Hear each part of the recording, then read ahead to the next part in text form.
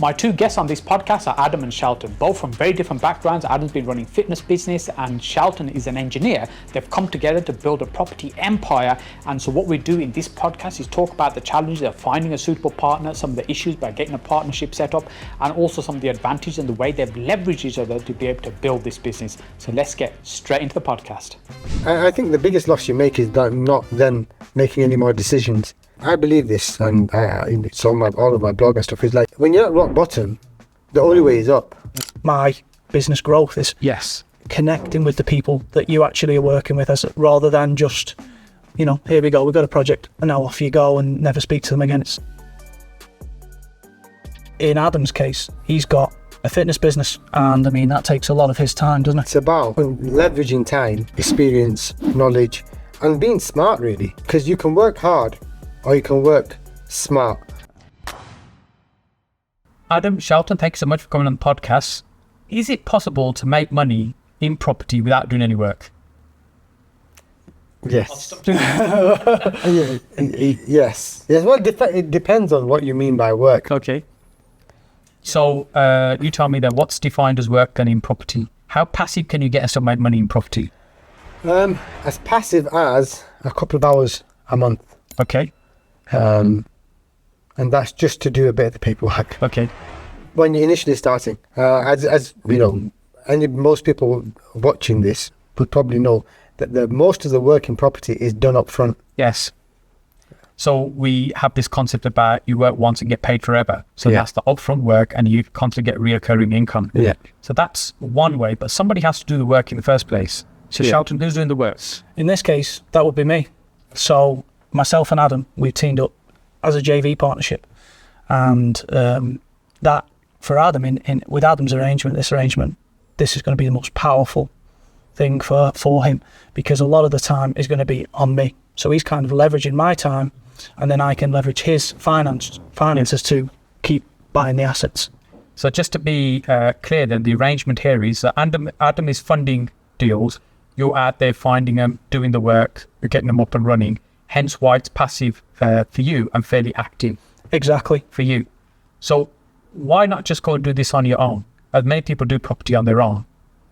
In Adam's case, he's got a fitness business, and that takes a lot of his time, doesn't it? Yeah.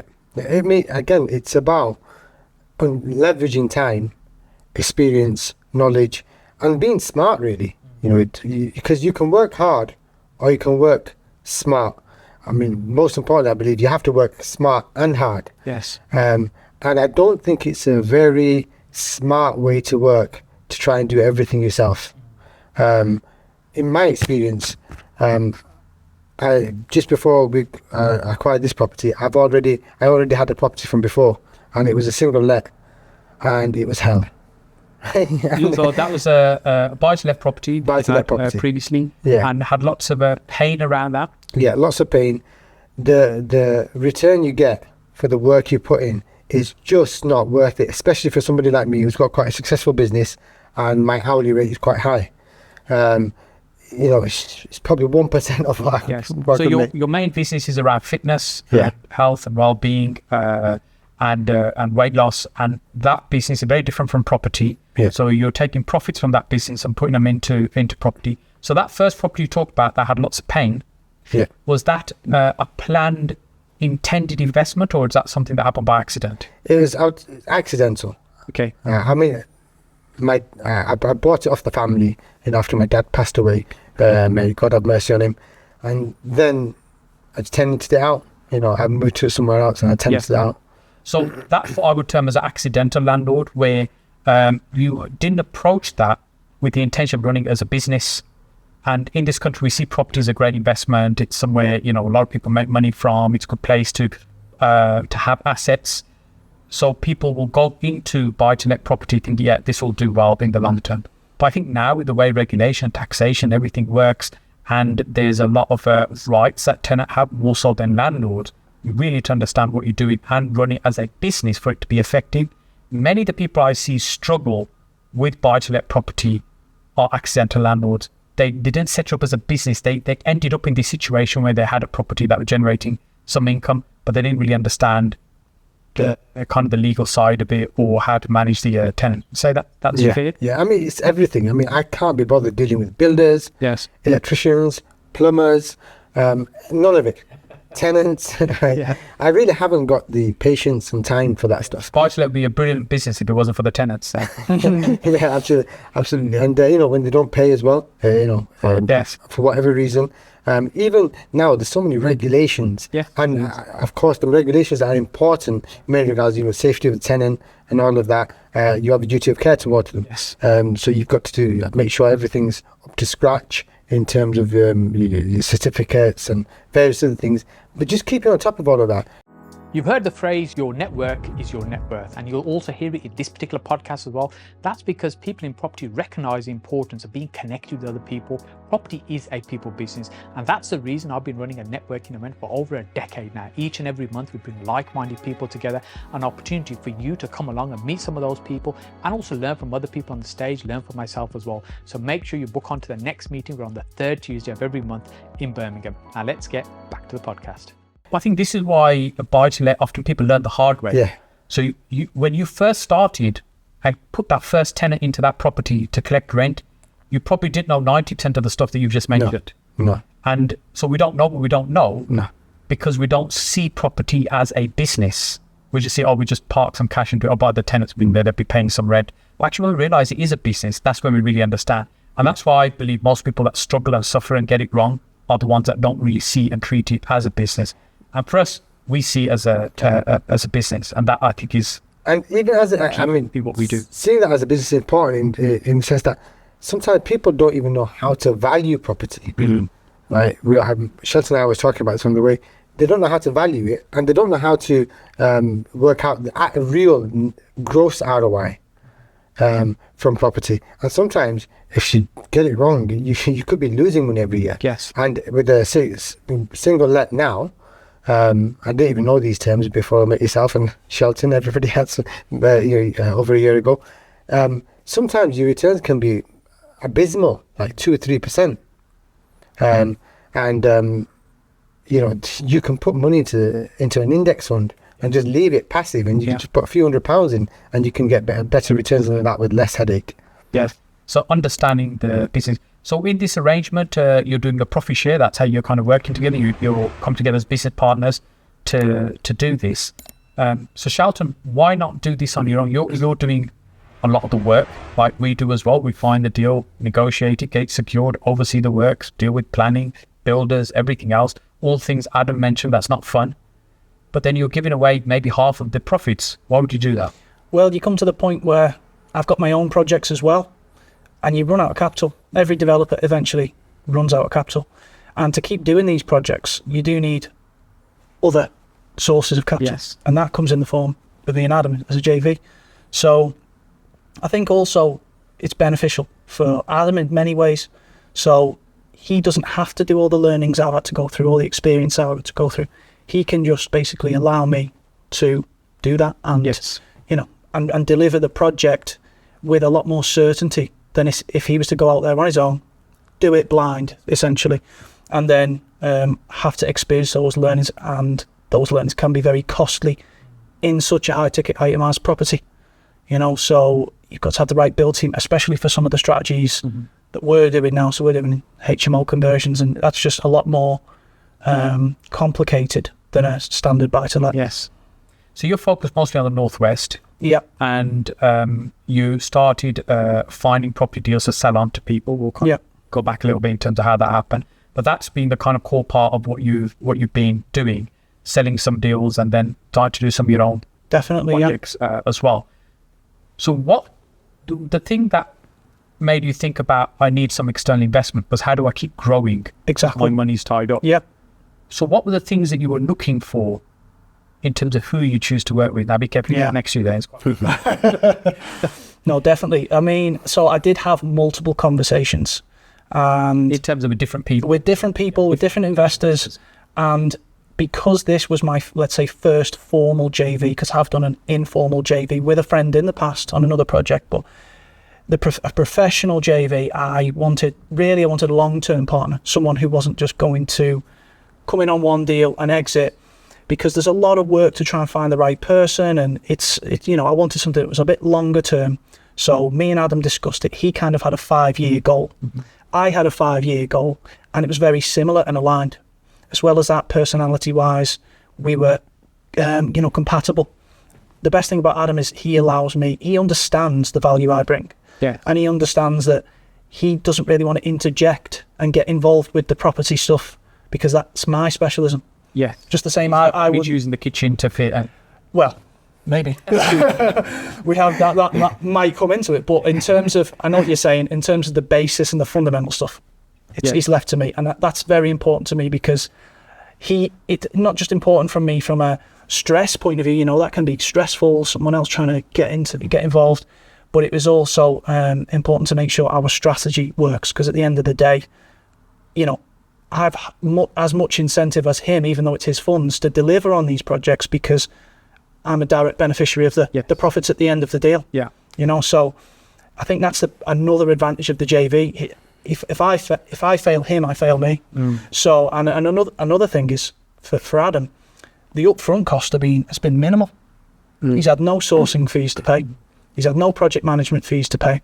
And we only on the exit, when it's rented, when it's let, the property's let, that's when he'll actually have to incur some sort of cost, if you like. Yeah. So it's very similar in terms of how we work. So I tend to describe it as I use my time, skill, and experience to find fantastic property investment opportunities. Yeah. Then I partner with cash-rich individuals to fund the deals, and we share the profit. That tends to be kind of as probably realised, said that a few times, which is why it just rolls off beautifully off my tongue. But the idea being that I'm essentially saying is, I will do all the work, you've got to come in and fund the deal. Yeah. Now, sometimes people say, well, why are you giving away half the profits to do that? Because it's growth, it's acceleration. And the other thing that you said there, which I really resonate with, is about alignment of vision and values.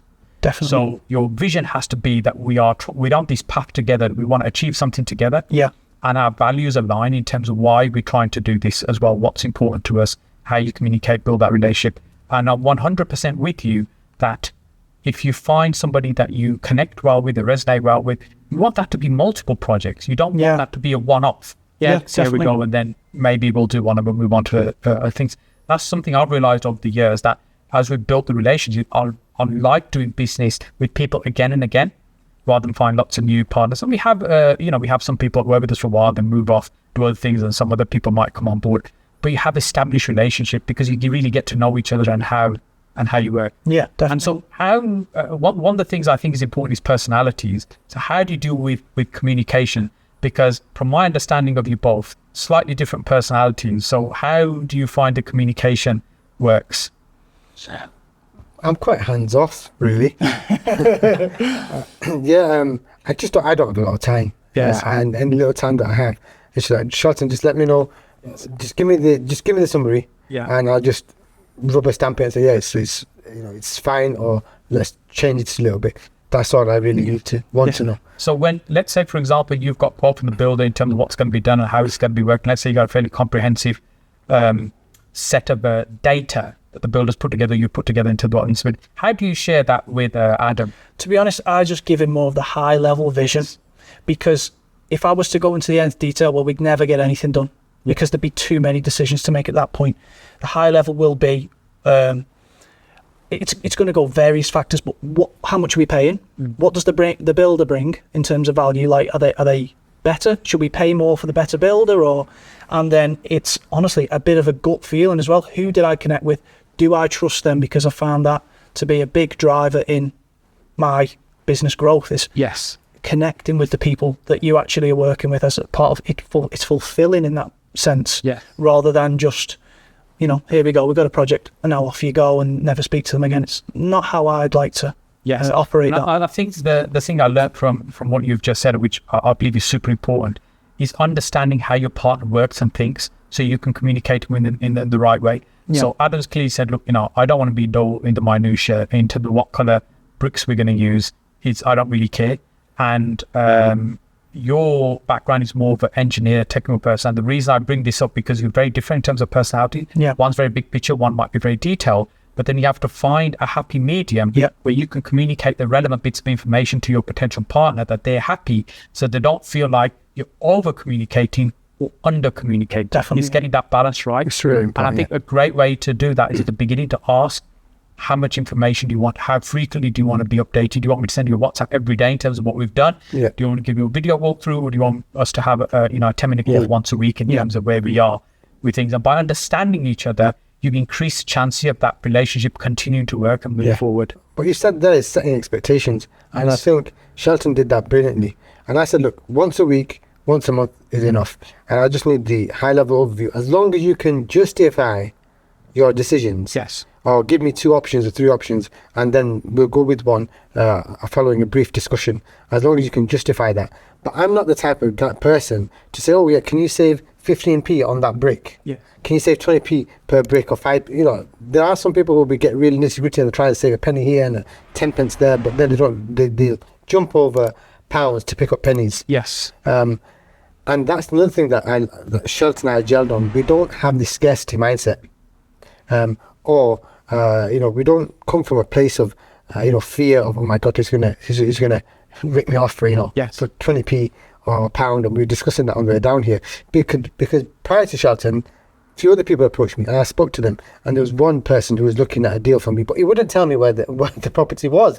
Right. He wanted £150,000 or something off me, but he wouldn't tell me. He was being so cagey with the details of the property. I thought, wow, you think. And then every time he gave me some information, that information was necessary information, but he kept making it sound like he's doing me a favor. Okay. And he said, oh, I wouldn't know, most people wouldn't tell you this, and I'm going to tell you this. The property is like a 3-bedroom. And it can be turned into a 5. And I'm like, how can you be so cagey? He goes, no, because you might swoop the deal off me and you might just do it on your own. I said, look, if I had the time to do it on my own, I wouldn't be looking for a partner. Now, yeah. And I just thought, okay, if it's starting off like this. Yes. That's the best version you're going to see of that person before you've entered into that. Yeah, exactly. So it's not going to improve. No. That's the best version when you come together. I say, the more open and transparent you are. And that's why I like in terms of how you work together, because it's very different in terms of where you're coming from, what you're bringing to the table, but you can see the value in each other in terms of what you're bringing. So what were the key things, Adam, you were looking for? As you said, you got approached by a number of people as well. What were the key things you were looking for in terms of working with somebody? So sometimes people will say to me, what's more important? Is it the deal or the investor? I said, look, both are important. We have to think about what value you're bringing. I tend to be biased. I'm in the similar role to Shelton, where we find the deals and the opportunity. I said, that's where the value is, because we can always find money.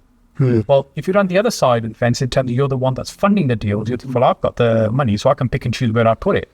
What is it that you were looking for in somebody potentially to work? I think the biggest thing I was looking for is that somebody is really committed to this, like I'm committed to my business. They're committed to their business. They're not doing it like a part-time hobby. Yes. And the proof of that would be that they've invested in themselves. They're actually continuously investing in themselves. They have a vision, and they're working towards that vision. Yes. And they've got a growth mindset. And those boxes were kind of ticked for me when I met Shelton on your course. So we did I met Shelton on, was the Deal Finder Intensive. Yes. So I was on that course, and it confirmed to me I don't want to be doing property myself. Because I realized there's a lot of work involved. Yeah, because the recognition on that was that actually, yes, you can make a lot of money doing this. Yeah. But actually requires a lot of work and effort as well. Yeah. And I want to benefit from some of the profit, but I don't want to put all that effort in. Yeah. So the upsides and the rewards are quite high, but actually does require the effort. It can be done part-time, but it requires full-time commitment. Yes. But I'm content in my business. My business is doing well. On an hourly rate, if I put that hour into the property business, I'd be worse off than putting that hour into my fitness business. You want to spend your effort and energy building your fitness business, and the profits that generate can go into property. It makes your secondary business, far more sense as your investment business. Yeah. So I met Shelton at the Deal Finder Intensive. Ticked the box. He was paying for a program, which means he had a bit of growth mindset. I asked him about his track record, how many properties he'd done, how long he'd been doing it, and he ticked the boxes. And I met loads of other people in various places, and some of them were very new.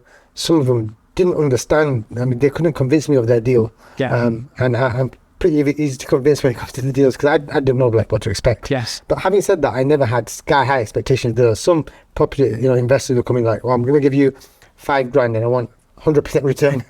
you know, I didn't have these pie in the sky expectations either. So you were coming with this kind of all completely fresh, as it were, not knowing actually what is the norm or what's the expectation. Is it really a norm either? That's probably the wrong phrase to use. But in terms of what could be done. So as you're having different conversations with the people, because you determine quite quickly, I don't necessarily want to do all this work. Who else could I do some of this with? And as you're having conversations, you're working out, well, I don't like that. I don't like how they do things. I don't like their person's expectation. So it's more a case of you're eliminating things rather than ticking things off and right up with, actually, I can see there's more alignment here. Yeah. Then how did you both choose what type of strategy you're going to follow? Because there's a million different ways to make money from property. Yeah, well, I think we jumped on a couple of calls, didn't we? As well as the in-person days, and we kind of just discussed it. What's the fundamental goal for Adam? So Adam's obviously got this great fitness business that's generating him capital, but then it's where can he put that capital to get himself a passive income to secure himself really, you know, financially. And his goal was, I want, you know, 5k really over the next, you know, 5 years. And I kind of translated that into a property strategy that I thought was realistic, scalable, you know, realistic from a financial perspective as well as time perspective. So I said, I think this is what we should do. There's also plenty with the HMO strategy we're doing. There's also plenty of like meat on the bone, so to speak. So if we were doing buy-to-lets, the cash flow factor wouldn't be there. Whereas if with the HMO strategy, that's there, and we'll also have a little bit of wealth generation, capital appreciation over the long term too. Yeah, and that suited both of us because I want to also. It's just financial, from a financial security standpoint, having that income coming in, that would help me build and grow myself too. Yeah. So, and this is a great place that you're in now. But it hasn't been a smooth journey getting to here either. It wasn't a case of your eyes met and you thought, fantastic, let's just, you know, this bromance did just happen. No. So what were some of the challenges that you faced along the way in terms of formulating this partnership and this arrangement working together? I think, I mean, at first, it was actually smooth. We started the SPV together, we got JV contracts in place, discussed roles and responsibilities, and then formally got all that sorted. But then when we started getting into say the credit and applications for finance and, you know, things like this, it's not as good. So then you've got to look at how you buy the property and those sort of areas where you actually, the conveyancing, the legals, I mean, the paperwork for Adam was not something he enjoyed, but that's the only real place he has to kind of participate in this. I think some of this is about preparation. And it's all prep. Only when you got into it, you realize actually we need to do this, we need to do that. Yeah. So things like just making sure your credit history in order. Sometimes, you know, just paying a mobile phone bill name could be enough to cause a problem on your credit file. Exactly. And it stays on there for years. And these little things can make it difficult and can switch in terms of what finance you can tap into. As well. And the property that's being used or purchased, making sure, it's all kind of. Like what the things I like to do is once we've agreed a deal is download the title documents from the land registry, review those, make sure it kind of all makes sense. It is what I think it is. We find what I think we are. This is the person selling it and stuff like this. So there's no issues. So the solicitor can get through smoothly. And that came through quite a painful experience. Many years ago, I did a deal on a property. It took us a few months to get close to completion, then realized actually there's an additional charge on there that none of us had picked up. And it was apparently the seller's son had purchased a car on finance and the guarantor was the parent. They didn't settle that finance. It ended up being a charge on the property. They all had forgotten about it. But now we've come to complete the sale. We've all realized actually there's a problem here. Well, I could have picked that up on day one by just doing the land registry rather than wait till the solicitor tells me 4 months down the road, oh, by the way, do you know this exists on here as well? So some of these things we have to be preemptive about, okay, what could we be looking at? Make sure the property is in order, the paperwork is in order. We're all quite happy with the arrangement. Definitely. But again, this is where knowledge and expertise comes in. Like recently, you removed the freehold, right? And if you went through a solicitor, it would have been a long-winded process.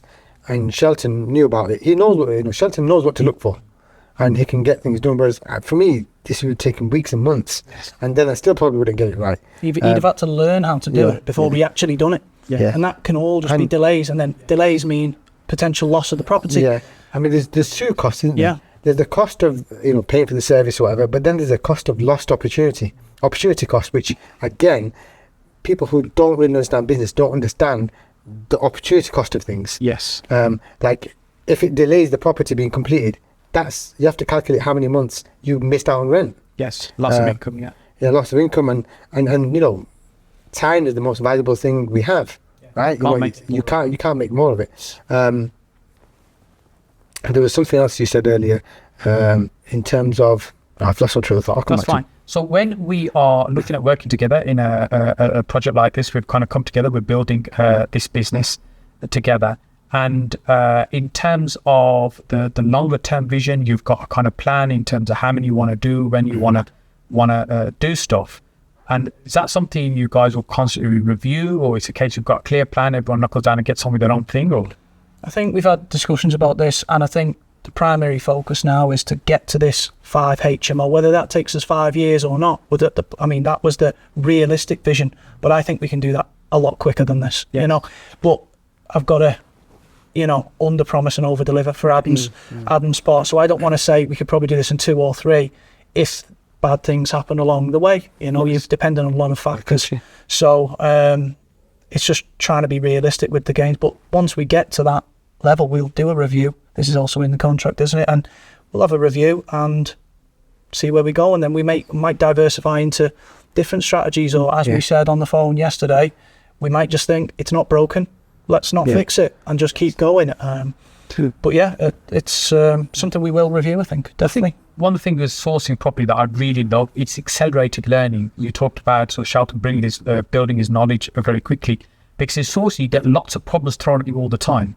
And in sourcing, the opportunity is finding problematic and challenging situations, resolving them, and turning them into a profit. That's kind of really how you get paid really well, but through finding deals. And when you're constantly out there finding deals, you're selling them on, you're picking some off the table for yourself, your learning just compounds very, very quickly. You become very, very knowledgeable on lots of different potential problems and how to fix them. So that opens up more opportunities as you go. So right now it might be a plan of, well, in the next 2-3 years, we're going to X. But as your knowledge develops, as understanding of different strategy techniques, you'll probably find this would accelerate as well. Yeah. In terms of what you're doing. So you asked earlier, how did we decide on this strategy? Yes. So Shelton presented a number of strategies to me, and he told me the pros and cons of all of them. And it's fine, and everything's got pros and cons, and it's finding that balance for what you want. And this made sense, because even now, being the person that I am with the shiny object syndrome, you know, things are always offered in today's world on social media. You know, ads pop up and people or with different deals and different strategies, and I'm always, oh wow, this looks good. Yeah. But then Shelton, again, using his knowledge and experience, will say, you know, they're advertising this, but this is the reality. I was like, oh, okay, they never said that. And then sometimes you've gone onto websites and it says to me, look what you said there in the small print. It's like, wow, it's not the shiny, amazing deal. So, like I said, there's so many strategies in property. This makes the most sense for us for where we are right now. Yeah, definitely. And in terms of, you talked about an opportunity cost earlier on. So as a business, you're creating capital, you're creating profits, and it's parking those that money into a property investment. There's been many a times I've met people who've been thinking about getting into property. They're sitting on a pot of cash. Sometimes be reasonable, sometimes could be quite significant. And I'll maybe meet them a year later. How are you getting on? Oh, I'm still looking at this, I'm deliberating this, I'm discussing with this person. I'm thinking, well, you've not done anything over the last year. Well, I've saw this, I've tried this, and I get a list of questions. I think, well, hang on a minute. Actually, you did nothing over the last year, so you potentially lost out. You could have just bought a very basic buy-to-let, you probably still would have done better than having not done anything. What are the kind of things that you think that cause indecision in terms of, okay, they've got the money to invest, in terms of where do I invest it? Why do you think people get stuck and fixated in making a decision around investing? People are scared. It's fear of loss. But, and again, this is a very, very limiting belief and a cognitive bias. In fact, the book, Thinking Fast and Slow, talks about it. It's a cognitive bias. They don't see the bigger loss they're making, i.e., had they bought something, they would have got some income, less income, but which is a more insidious loss is inflation. Right? And if they're lucky, they're losing the capital is being eroded at about 5%, 3 to 5%. But in real world terms, it's probably more close to 15, 20%. Yes. That was my biggest fear. when so for the first time, I had a lump sum of money, decent lump sum of money, and my fear was that 2021 inflation by official figures was around 15%, and I was like, wow, I worked so bloody hard for this money, right? And to see it just get eroded at 15% a year, I thought, no, I can't have that. I need to park this money, at the very least, preserve my capital. And I thought, okay, everybody knows about property. Everybody thinks property is simple. And I decided to, look around that. And that's when I discovered yourself. Yes. And then I realised that property isn't that simple. And my own personal experience from the past is as well. Like, I don't want to deal with, tradesmen. I don't want to deal with tenants. I had to deal with property. And that's why I thought, okay, but let me learn more about this. So I learned a lot more about it and decided to partner with somebody. And when we talk about inflation just now, most people will kind of grasp what you're talking about. But essentially what we're saying is, let's say you have £100,000 sitting in the bank and inflation is, say, at 15%. That means at the end of the year, you've still got £100,000 sitting in the bank, but its true purchase value has now shrunk to 85,000, meaning your spending power has shrunk to 85,000. Because it can't buy as much as it did before. Yeah. And this translates into, for example, cost of materials and things going up in for example, things that we were experiencing during that time. Build costs went up significantly, labour costs went up, materials were much more expensive. So this is the impact inflation has. And buying property and sitting on it for the long term means that actually your money's parked in an appreciating asset. That will mean it's not shrinking in value, that it's appreciating in value over time. So that was a realization for you. It's a case of, well, actually, property might be the... Yeah. I mean, anything's better than leaving it in the bank. Anything better. And basic finance, personal finance 101 is have 3 to 6 days worth of, 3 to 6 months worth of your expenses covered. Invest the rest. Doesn't matter what you invest in, even if it's the stock market, property, or whatever. Just invest the rest, because you're still making a loss, whether you realise it or not. Yes. And when we talk about investing, it's we started the conversation about being passive and active, and how passive and active you want to be, because you can go exceptionally passive and say, right, I'm going to buy that building that's got Tesco's as a tenant in there, and I'm happy with 4% return on my money, and that's it. It's safe, I'll get that paid every year, there shouldn't be any issue with that. So that's on the passive end of the spectrum. But again, your returns are very, very low. The more that you're prepared to do, the higher your profit will be. So in this case, what's worked really well is that you're passive, actually somebody else is doing the work, and so hence you get a much higher return, and it works for both people when you come to... And the return's significantly higher than most investment vehicles. Well, what has been some of the reservations around whether or not you should go into business together? Because essentially it's a business partnership you created. I mean, for me, it was because it was a big step for me. I was an investor myself, informally, before I started sourcing. And then I started sourcing because it was, one, a way out of the day job, but also two, I found I was pretty good at it. I had a well-established network and whatever. But it was a big step for me. So my reservation was, is he saying all this stuff up front, and then is it actually going to be something fundamentally different? And it was a big step for me to actually say, right, let's formalise this, let's get the SPV, as I'm sure it was for Adam, because I could have been, I think one of the biggest reservations was, is he financially viable? Yeah. Because you've had experience where two things you told me. One is that where people come with these unrealistic expectations, they only have like 10 grand or 15 grand. And they want, 50% return on that. Find me a property, it's 10 grand, find me a property, and then give me 50% return on top. It's like they come with these weird expectations. And the other is they're just not financially viable. The max they can stretch to is, maybe 15, 20,000. And you're very clear about you need this much. Yeah. I think it was the commitment as well was a big issue for me. Like, is he going to actually deliver on it? And I think that's why I ended up partnering with Adam, because I looked at his background and I looked at his business and I think that takes a lot of commitment. That takes a very disciplined individual to have achieved this. And I'm sure if he's achieved it in this sector, this is all these skills are cross-transferable to this. And then that was probably the biggest one for me, because I probably could have chosen easier, a partner who had more capital behind him, whatever. But that's why I fundamentally chose What this. he is saying is that this is the kind of thing that should not be rushed into. You don't kind of meet him tomorrow, Definitely. you meet up and start signing paperwork. That there's a period of just getting to understand each other a little bit. Yeah. Making sure, as we said, visions and values start to align. And these are not the kind of question you ask, what's your vision, what's your values? By understanding people, getting to know people, we realize what their visions are, what their values are, what's important to them, what's driving them. And we can see, does that feel like we're gonna fit?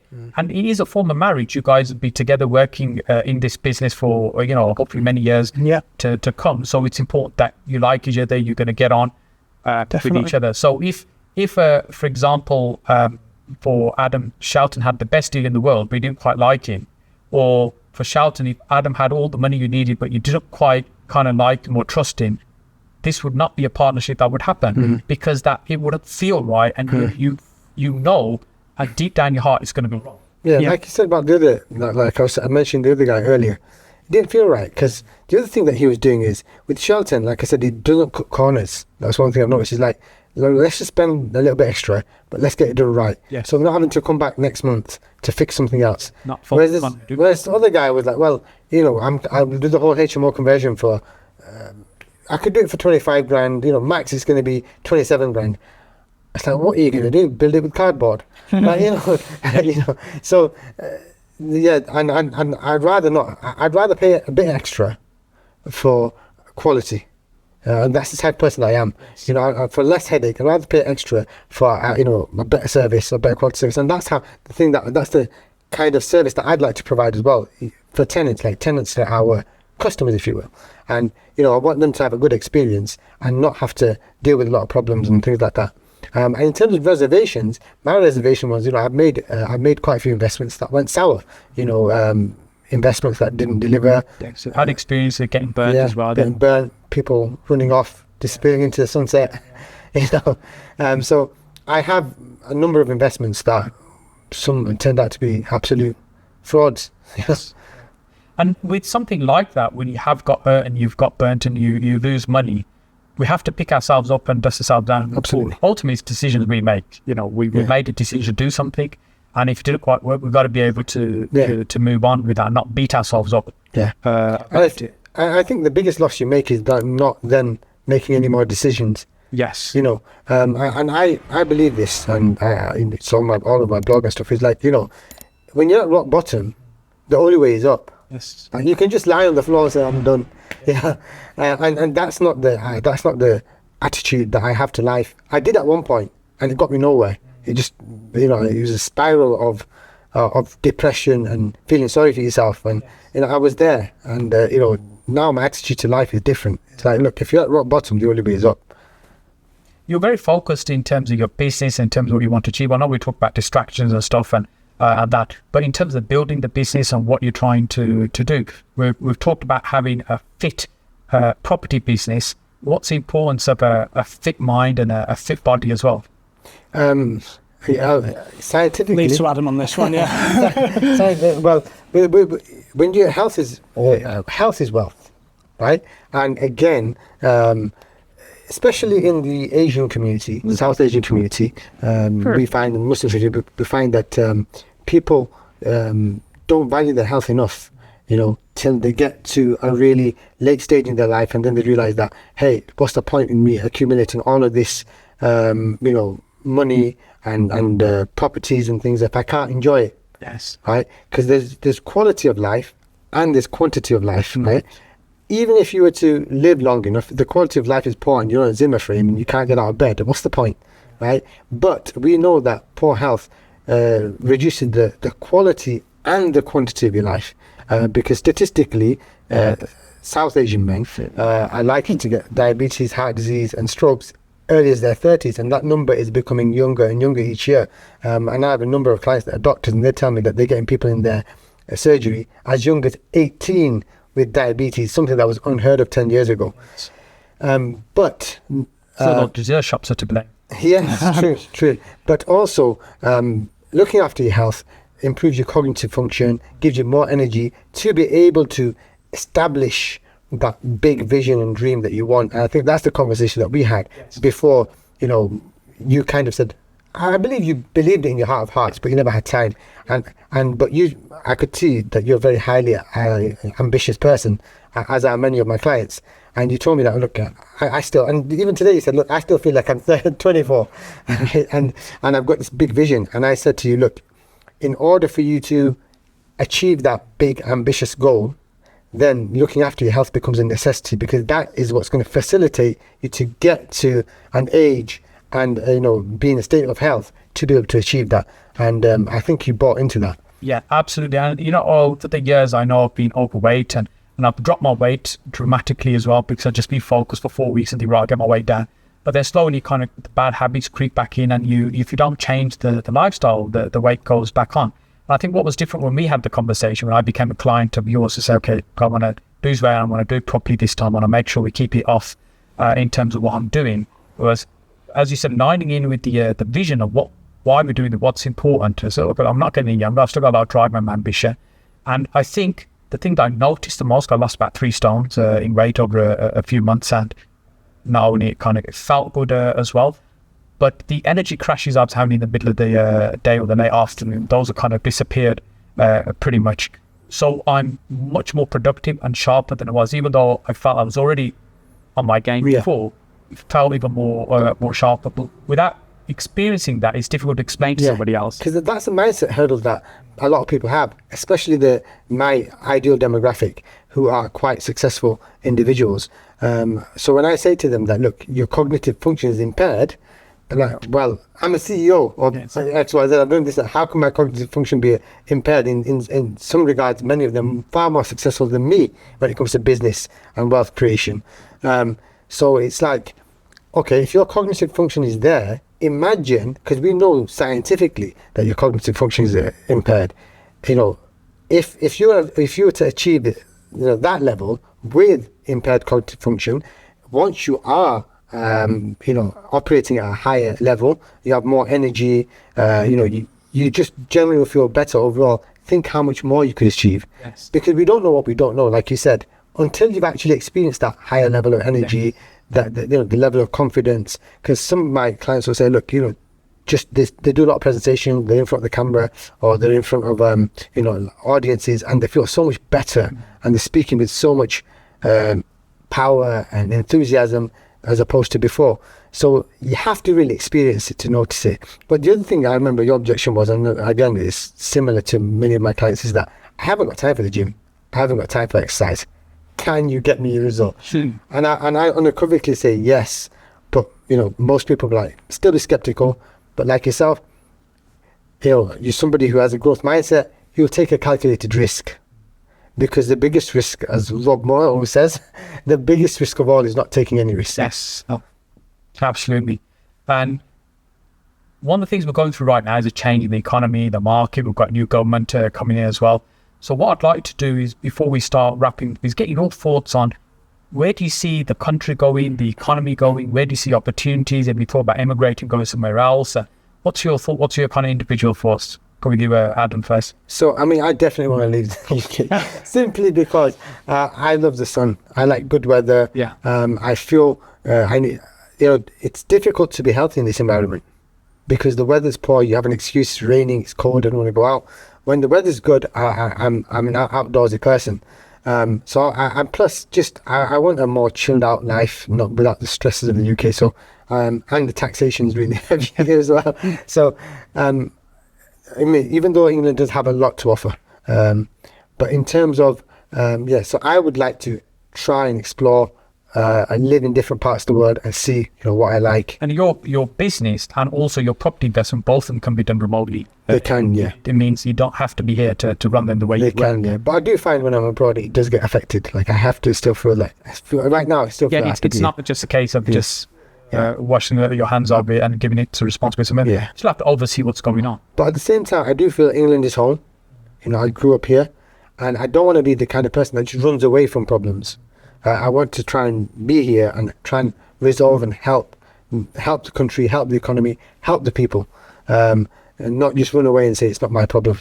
What do you think of the next 2 years we can expect economically? Where do you see we'll be going? Do you think will be kind of the economy will start getting stronger and growing, or do you think we really are I think crashing? I'm gonna plug a book in here. It's called The Wealth Secret by 𝗍𝗶𝗹 𝗍𝗶𝘀, and in that it speaks about the 18-year economic cycle, and we're around about year 16, I believe. So I believe a depression or recession is looming. Okay. But again, if you have to be smart, you have to know what to do in recessions. Yes. And people get wealthy when there's a boom. People get mega wealthy when there's a recession. Yes. Yeah. I mean, when I started in property, kind of late 2007, I started getting interested in property, exploring it. Probably the worst time. Many people say to me, when I said to people, that's when I started. Oh man, you started at a bad time. I thought I started at a great time. There's very little competition. Nobody's buying property. Everybody's running away. And I had to deal with all that to learn, actually, if I can get through this, there's huge opportunities there. Absolutely.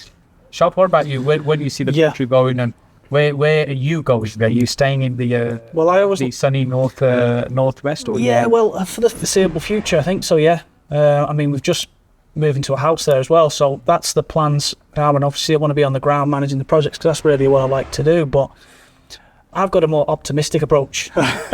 But I do worry still, because I feel like we're on a knife edge in terms of which way we could go. Because obviously the new Labour government, from some of the policies they've put in, it could help from a property perspective, like the planning. Hopefully that gets better. They want those improvements. Number of new homes. So. Exactly, new homes, and that would be nice for myself to get into. And I'm hopeful that the economy will improve, because I don't think we could have done a worse job the past few years. Yes. But I think I'm going to be optimistic there. But yeah, I mean, for the foreseeable future, I think the strategy we've chosen as well, HMOs, if there is a recession, I think we're safe. And I think that's partially why we chose what we did, because we felt it was the best reward for the risk we had to take. Yes. So that's and we sat down and talked about that right at the beginning, didn't we? And thought this is probably the strategy for us to at least get our foundational strengths right, before we then start moving on to the more complicated unknown. So it's getting the regular income coming in. Yeah, definitely. Guys, I think this has been really interesting and definitely useful in terms of formulating a partnership, what to look for, what to try and avoid as well. Looking at things that are important, the personality side of it as well. So I appreciate you taking the time out to talk to me. And if people want to reach out to you, connect with you, Adam, what's the best way for people to find you and connect with you? So best place is social media, Facebook or LinkedIn. I'm on all of the social media platforms. Adam Kaan, Kaan spelled K-A-A-N, no H, and Kaan Fitness is my website. Thank you. So we'll link that in the description as well. Shelton, what's the best way for people to connect with you and reach out to you? The best way is probably LinkedIn, but again, I'm on all social media, so if you Google my name, I've got a very unique name. You can't miss me. But yeah, connect with me on LinkedIn and let me know what you're interested in. Thank you. We'll put on the screen and also a link in the description as well. Brilliant. Okay. Thank you so much. It's been an honour, Saj. Always a pleasure, Saj. Thank you so much. Okay.